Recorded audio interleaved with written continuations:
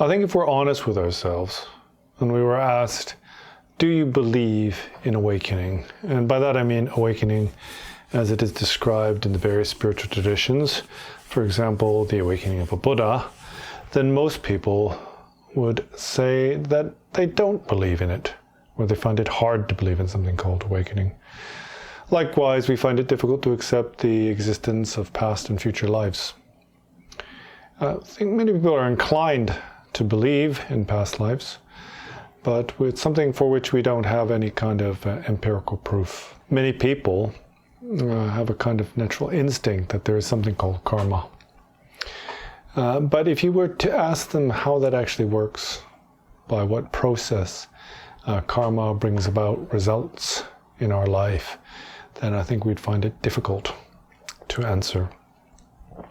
So when it comes to awakening, then as I said, most people probably couldn't accept the notion of a spiritual awakening as it is described in the various ancient scriptures. For example, an awakening that is accompanied by various spiritual attainments and miraculous powers. I think for most people that's quite difficult. But at the same time, it seems like basically everybody and their grandmother is claiming to be awakened. And so you see many people on YouTube who are giving lots of advice on awakening, on non-dual realization, and that sort of thing. And also themselves claiming to be awakened or to have achieved some kind of enlightenment. The impression I get is that people feel that this kind of awakening is something very commonplace. Now, if awakening is something that you define on your own terms, right? So, I was an alcoholic, I was able to overcome my addiction, and I've achieved partial awakening in this lifetime. That seems to be the sort of thing that people are referring to when they say they are awakened. Or that they've had some kind of psychological transformation. They held on to a trauma for their entire lives. For example, maybe they've been mistreated when they were younger. And then through the process of listening to a spiritual teacher, then they've been able to overcome that trauma or maybe forget about it. Whether that's temporary or permanent, I don't know. Now, I get this idea because many people ask questions such as, well, once you're awakened, is it still possible to get angry or to be desirous?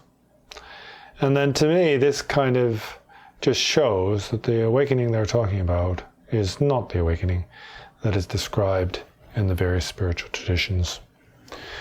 When we say awakened, what we mean is awakened from the sleep of ignorance. And that sleep of ignorance is the fundamental ignorance of taking this self to be me. This notion that there is me and mine.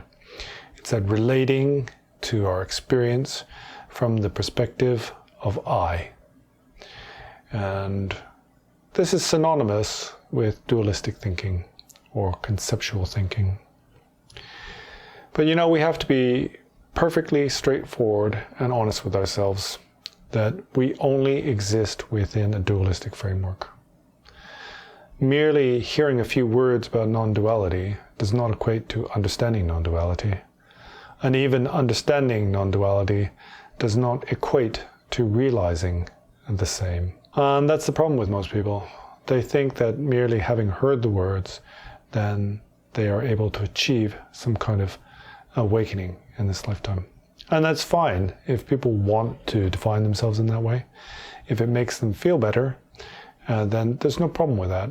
Where there is a problem is when somebody is actually seeking transcendence. So as I said before, then when we talk about transcendence, we're talking about going beyond mundane suffering, right? There's the mundane and there's the transcendent. We've got samsara and nirvana. So the mundane is the world that we experience. And it's not about the kind of appearances that arise to us. For example, planet Earth in the 21st century, and we have this belief in our history. This is not what we talk about samsara. This is not what is meant by samsara. Samsara is this relating to appearances through our mistaken perception, through our misconceptions, you could say. It is being veiled by this fundamental ignorance. So that's the opposite of awakening. And awakening is to transcend this state. Now, it would be worth at this point to clarify 3 terms. That's liberation, awakening, and enlightenment. Well, this liberation is being free from mundane suffering. It's called emancipation, personal liberation. But this is a much lower level of achievement than actual awakening or enlightenment. So we could say that awakening and enlightenment are synonymous. They're not really different. In fact, it's just a different way of translating the same term. And that term in the Tibetan is changchup, or sangye. The words are different, but they have the same meaning. The meaning of that is to have purified all negativities, and also to have increased all positive qualities. And that is what is meant by awakening or enlightenment. And the thing here is that even someone who is liberated from samsara, that means to have overcome all mundane suffering, has not yet achieved the state of final liberation or awakening. Because they may have cleared up all their what we call kleshic obscurations. So those are the negativities that arise from our kind of mistaken emotions, our gross kind of anger and desire, etc. But they still haven't cleared away what is called the cognitive obscurations. And these are the obscurations that mask us from omniscience. It starts getting really difficult here because for most people they find it almost impossible, let's say, to accept that there is something called omniscience. But Buddhahood is a state of omniscience. That's what is taught. And so even bodhisattvas on the levels still have some cognitive obscurations. It's only really until you reach the pure levels that you've gone beyond all duality and you no longer have these cognitive obscurations. But being on the first bhumi, bodhisattva bhumi, somebody who's liberated from samsara has overcome all of their kind of kleshic obscurations, all their negative emotions, but has not yet cleared away their cognitive obscurations. So these sound like kind of technical terms, like something somebody made up. But I'll just try to explain it in a kind of simple way. So we've got this kind of mundane awakening that people talk about. You know, many people claim to have awakened. As far as I understand, Adyashanti, Eckhart Tolle, and all these kind of people believe that they've achieved awakening. But then people ask questions like, well, once you've achieved awakening, is it possible to experience suffering? Or is it possible to get angry? Well, this state of liberation is where you've gone beyond your negative emotional content. So anger, desire, jealousy, pride, all these kind of negative ways of identifying with the self and others have been transcended. That's what this liberation is called. This is the achievement of the path of insight. What is taught is that at that point, you don't experience any negativity. None of these coarse emotions arise. So when you hear the students of the modern YouTube non-dual teachers asking them, well, is it still possible to get angry? And then their teachers respond and saying, yeah, of course it's still possible to get angry, or, you know, to be sad, to suffer, etc. Then it goes to show that what they're talking about is a mundane experience, right? So it's not transcendence. Their awakening is a mundane awakening. It's just a transformation, psychological transformation. The very notion of transcendence, as I said from the beginning, is to transcend suffering, transcend the mundane world. What is the mundane world? What's the difference between nirvana and samsara? What is the difference between the mundane and the transcendent? Well, the mundane is where there is a me. You know, it's not that this body doesn't exist or it doesn't appear. It doesn't mean that I have no cognitive functions, etc., like somebody who's in flatline. It's not a negation of the appearances. It's whether or not there is this attachment or clinging to the imputed self, this taking me to be something real. Again, when I say taking it to be real, I don't mean it's like kind of a dream or that things don't appear. I mean, it's this fixation on me as being a static thing or a continuum of experience. So somebody who has transcended the self is taught no longer to have any suffering. So the first bhumi, bodhisattva level, is called utterly joyous. And it's called that because someone, once they achieve this state, then experiences only well-being and bliss. That doesn't matter what you do to them, you know. The example is, for example, even if you cut the flesh away from their bone, then they still feel bliss and joy. And it's not some kind of chemically induced state. It's not some kind of form of hypnotism. I think for most people, and the spiritual path is basically a form of hypnotism. You know, being induced into a kind of trance or something like that. It's not like that, because a trance isn't permanent. It's not lasting. If you get into a stupor or a trance, or if you take lots of kind of chemicals, then it may temporarily alter your kind of perception. But what we call transcendence isn't like that. Once you've gone beyond the world, you no longer return. There is some argument as to whether arhats, particular arhats, have the ability to return to suffering, but I think this is largely to do with them still possessing the prior causes for suffering, physical suffering, for example. I'm not going to get into that. That's kind of a difficult topic. And most people aren't really interested in the nitty-gritty of the Buddha Dharma. But loosely speaking, then we can talk about it in terms of transcending suffering, okay? And then with that, then there is no kind of unpleasant experiences of anger, you know, of sort of unfulfilled desires, etc. These are completely mundane experiences. And not only that, then even someone in the world who is quite, let's say, spiritually advanced, or maybe we could just say mature in their being, then they won't cling to their personal suffering very much. You don't have to be awakened.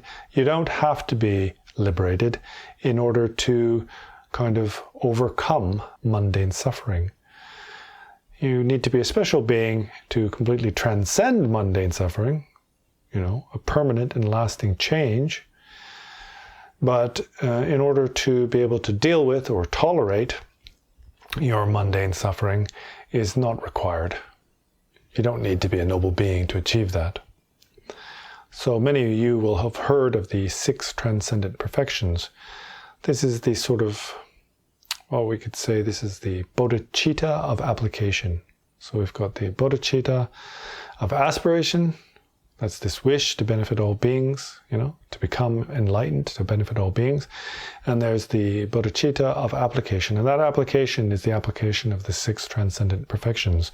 And the first 2 of these are transcendent generosity and transcendent discipline. And then the third is this patience, or better to say tolerance. And so ordinary beings can develop this kind of tolerance. They may very well experience physical and mental suffering, but they don't cling to that, and so they're not affected by it to such a great degree. And so we could see someone in the mundane world who is able to practice this tolerance or forbearance, and that's because they are, in worldly terms anyway, a bit more spiritually advanced than we are, but that doesn't mean that they're awakened, and it also doesn't mean that they have liberated themselves from all suffering in the mundane world, or liberate themselves from samsara, if you want to use the Sanskrit term. So when we see these non-dual YouTubers online talking about how they've become awakened, and then they further talk about how people irritate them, or they've encountered kind of problems in their life, you know, irritations, and we can see that they probably haven't even attained this level of sort of forbearance. And as I mentioned before several times, there's 2 types of forbearance.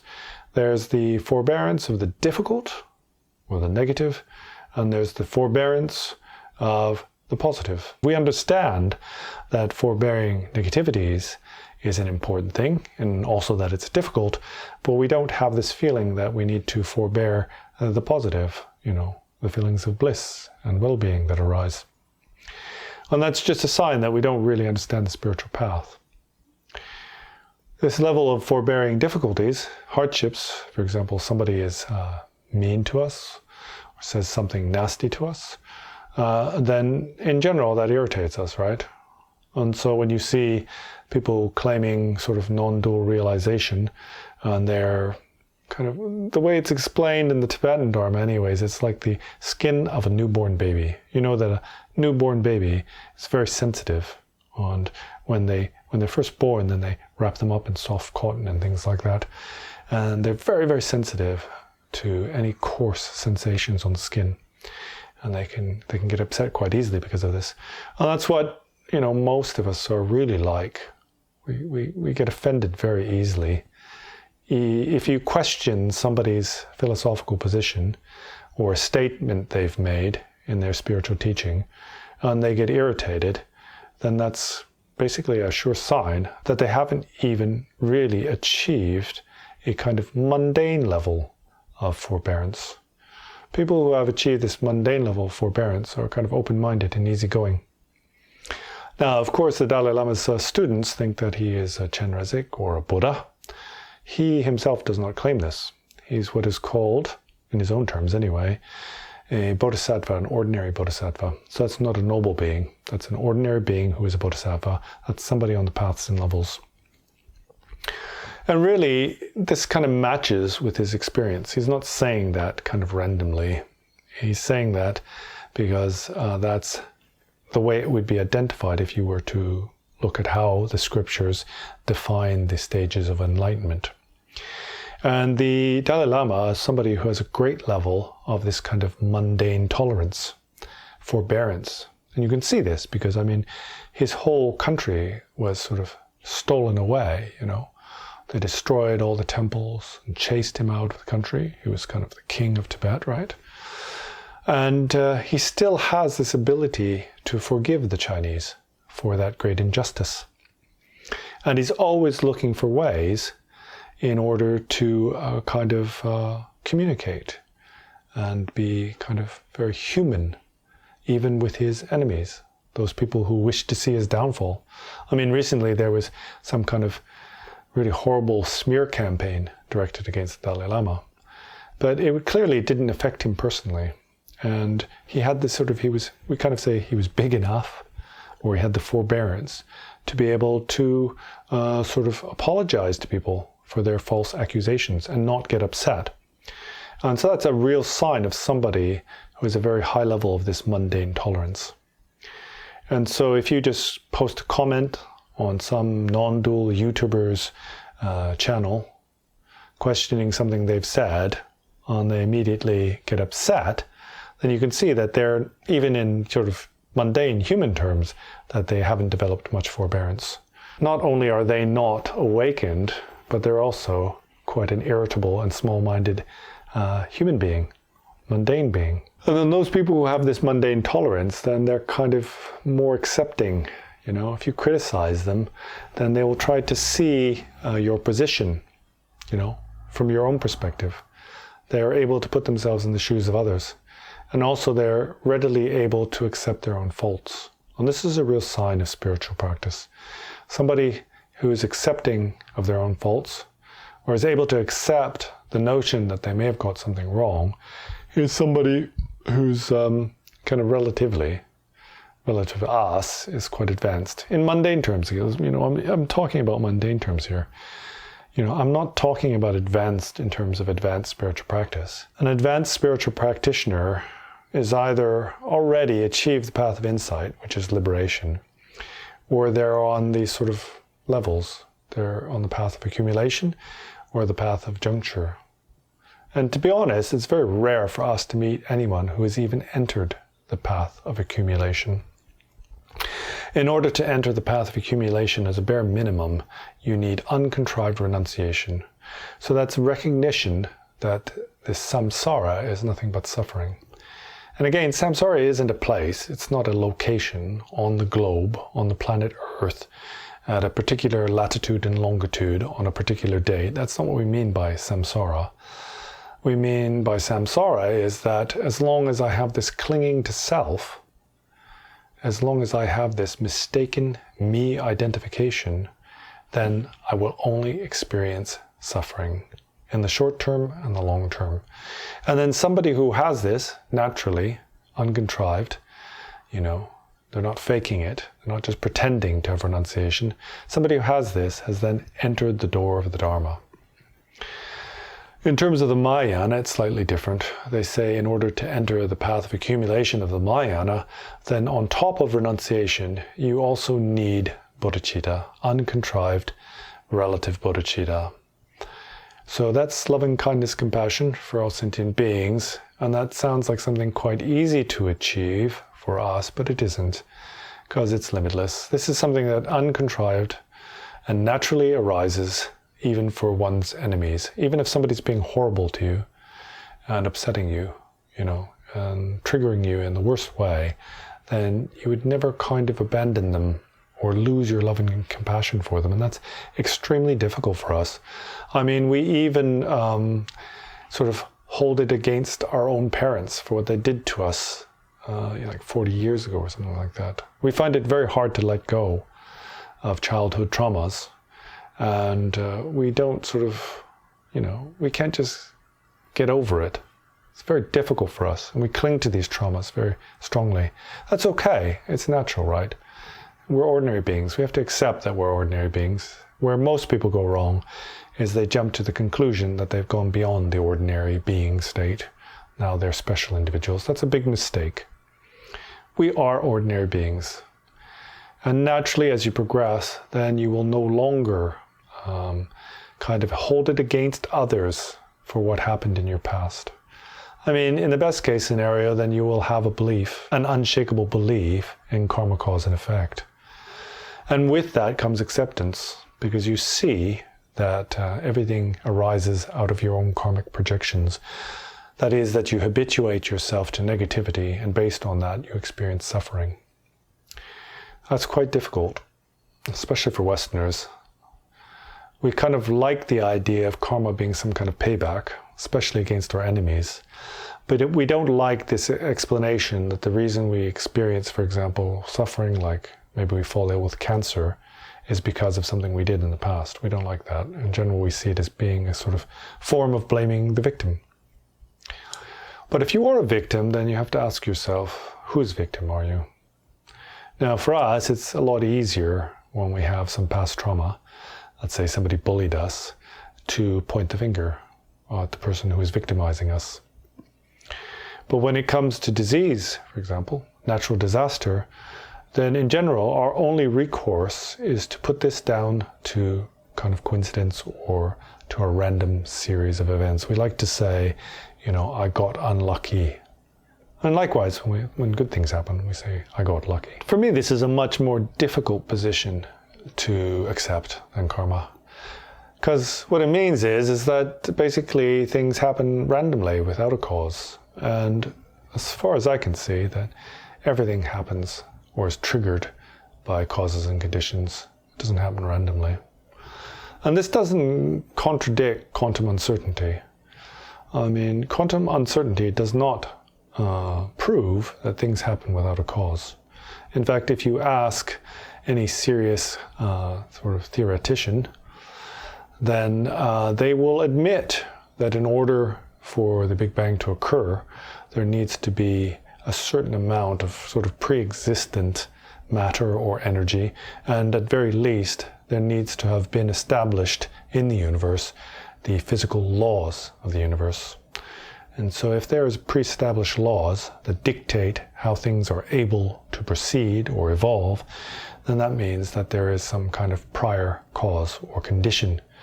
And so, as far as I understand anyway, I'm not learned in science, then it's almost impossible to explain the universe as having come out of nothing.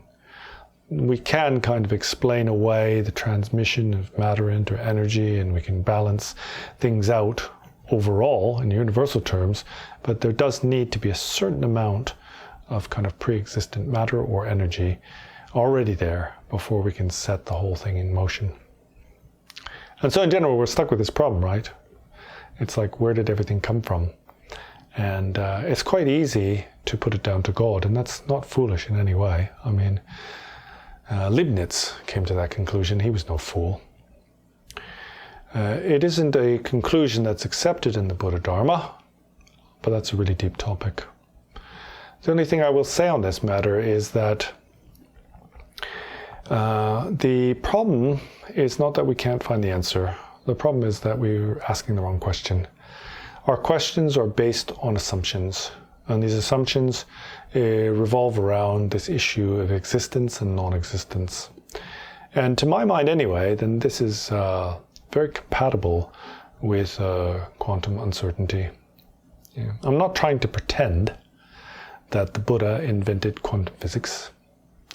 And after all, quantum physics is just a theory. It will eventually be superseded by something else. But in terms of predictable results, then it's a damn good theory. And also to turn your back or to deny science altogether is a big mistake, as far as I can see. Many religions tried to do this. For example, there are creationists. And so for them, anything that contradicts the creation story has to be abandoned. And you get yourself into a lot of trouble by doing that. I don't see any point, really.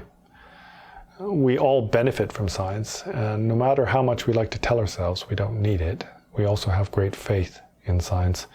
We don't wonder whether our mobile phone is going to work. We use it instinctively. We don't give it much thought. We drive cars down the road, etc. These are all things that have been given to us by scientific progress. Occasionally things go wrong. We're aware of that and we can accept that.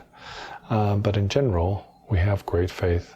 For example, you may be very keen on herbal medicine, but if you get into a horrible accident on the motorway, then more than likely, you're not going to kick up a fuss about being taken to the emergency ward. You're going to want a doctor with good surgical skills to save your life, and you're not going to worry about flower remedies at that point.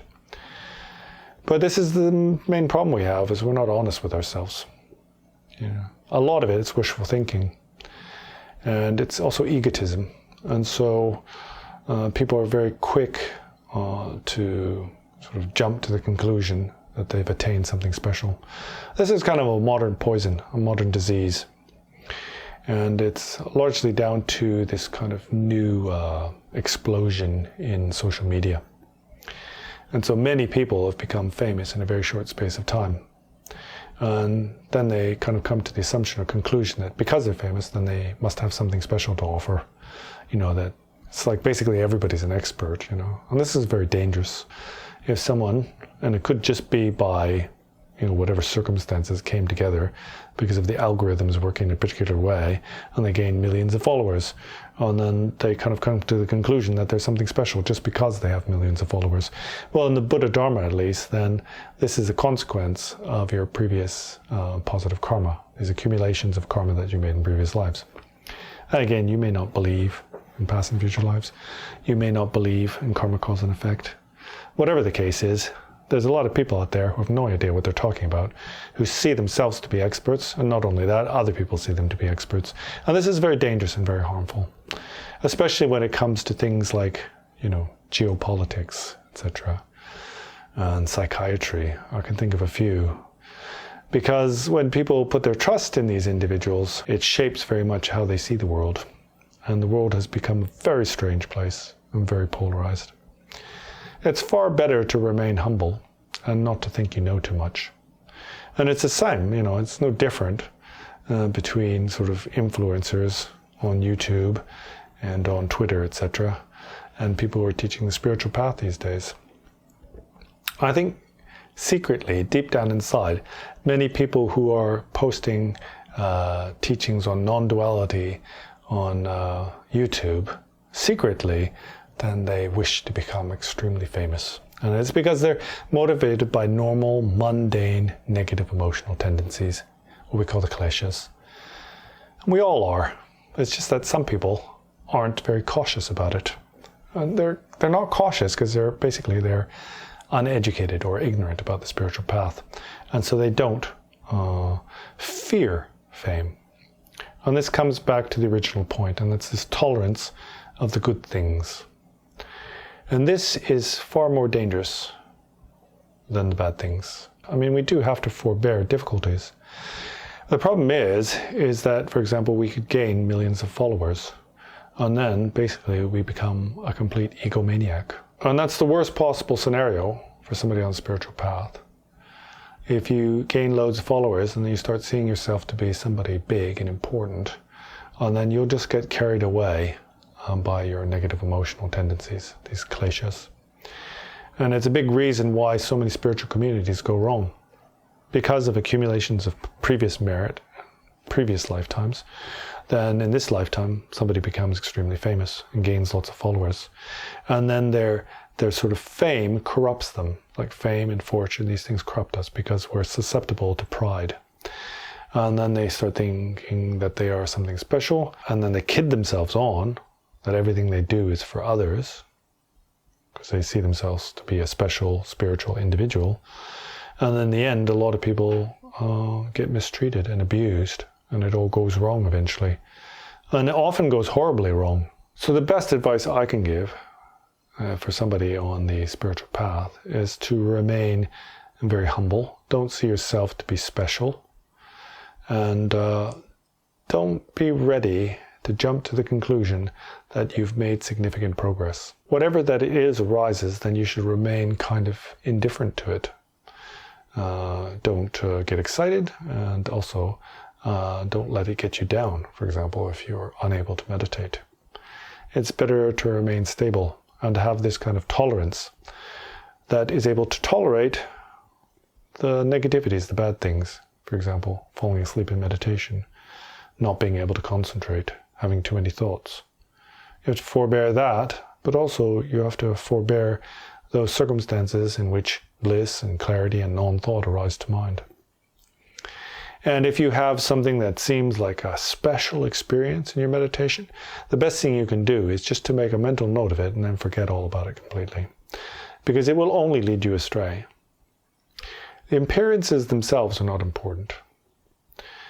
What you need to develop is insight and wisdom. And it's quite likely that when these glimpses of insight or wisdom arise, that you won't even be aware of it, and you certainly won't understand it. This conceptual understanding is something that develops later for most people. And so don't be ready to jump on the very appearance of some kind of special emotion that arises, some blissful feeling in your meditation. But also don't beat yourself up. Don't spend all your time thinking you're not worthy. Neither of these things are of any benefit. What you need on the spiritual path is stability, having a stable mind. And if things are going well, it will reflect in your character. It will reflect in your conduct. As I said before, there's view, meditation, and conduct. And these three go hand in hand. And naturally, as your view evolves, then your meditation and your conduct evolves. And if your meditation is going well, then your view and your conduct will follow suit. It's like that. And it is also possible that through your conduct, that your meditation and your view will evolve. And this is very much what they do in the Theravadan tradition. Not only the Buddhist Theravadan tradition, but also in other spiritual traditions. For example, in the Jain tradition, they have a very sort of strict code of discipline. And this can be a way of taming your mind and gaining a spiritual awakening. But sadly, I see a lot of people on the internet, on YouTube, on social media, who are teaching the spiritual path, and they have kind of questionable or strange conduct. And in some ways in the West, we almost think that you need to have strange conduct in order to be enlightened. And so really what people are doing is they're kind of faking it. They've convinced themselves that they've attained something, and along with that, they associate this attainment or awakening with kind of strange yogic conduct. And so they act in a kind of odd way. This is a huge trap, because the eventual outcome is that people, well, they almost go crazy. They almost lose their minds, because they've kind of fooled themselves into believing that they've awakened. And then on top of that, then they start to see that whatever they do, no matter how strange or negative it seems, that it's a sign or an affirmation of their enlightenment. And this often harms others a lot, For example, they start going around and kind of using people for their own sexual pleasure. And then they tell themselves it's okay because they've gone beyond duality. This is just pure self-deception. And it's a sign of somebody who's got a very low level of spiritual practice. They've just got a little bit of momentum. And then the first thing they do is they fall sway to their negativities, and it just drags them down. So anyway, this is just something that came to my mind. It's no secret to you that I'm kind of a bit skeptical about all these people online talking about awakening. And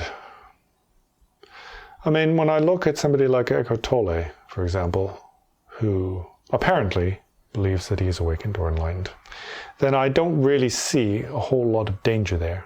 Well, that's because he has a very kind of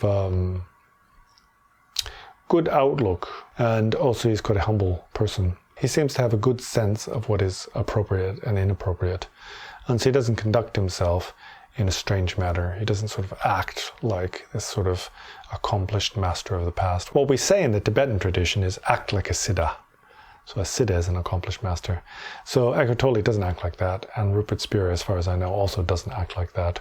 They don't get carried away with the kind of performance, trying to act like they have some high level of realization.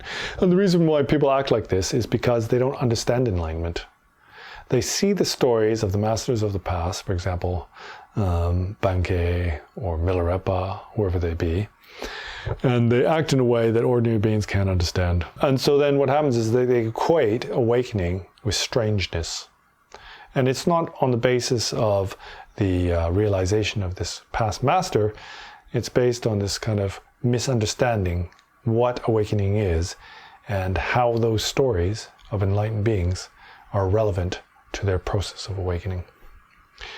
So that's all I wanted to say, and thank you for your attention, and I will see you again soon. Bye.